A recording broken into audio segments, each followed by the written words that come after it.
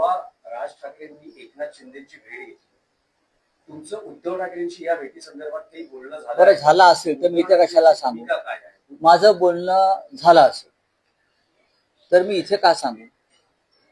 झालं ना, पण मी कॅमेऱ्यावरती का सांगू?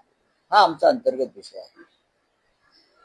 कोणी कोणाला भेटावं, काय करावं, पण मी कालही सांगितलं आणि आजही सांगतो, एकनाथ शिंदे हे त्या अर्थानं महाराष्ट्राच्या अस्मितेचे, स्वाभिमानाचे शत्रू आहे. हिंदुहृदय सम्राट बाळासाहेब ठाकरे यांची शिवसेना अमित शहाच्या मदतीनं चोरली म्हणून ते महाराष्ट्राचे किंवा शिवसेनेचे प्रमुख होऊ शकत नाही. हा खटला कोर्टामध्ये आहे आणि तो आम्ही जिंकू. दुसरा असं आहे की एकनाथ शिंदे यांच्या बरोबरच आमचं भांडण आहे आणि राहील, हे मी वारंवार सांगितलेलं आहे. ते भांडण व्यक्तिगत नसून ते भांडण महाराष्ट्राच्या हिताचं, स्वाभिमानाचं आहे, नैतिकतेचं आहे. आणि हे भांडण आम्ही टोकाला नाही, हे सुद्धा मी सांगितलं. या उपर मला याविषयी काही बोलायचं नाही असं मी काल सांगून सुद्धा आपण असे प्रश्न वारंवार विचारत.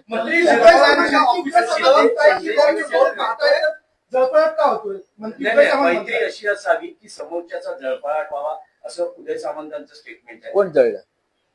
दुसरं स्टेटमेंट कोण कोण त्यांचा अप्रत्यक्ष कोण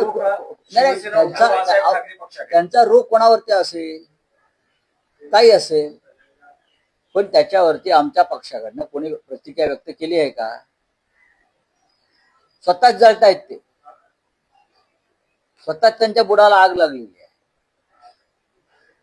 ते त्यांनी उगाच या विषयावरती फार चर्चा करू नये. मूर्ख लोक आहेत.